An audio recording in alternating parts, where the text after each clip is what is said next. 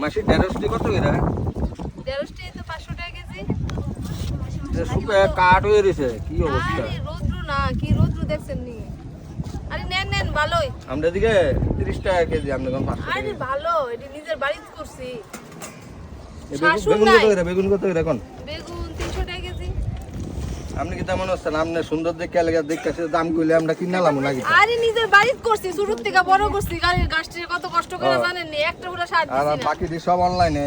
I এটা সার মার দিই না, এটা সার মার নাই। আমরা বেচেন বেশি করে।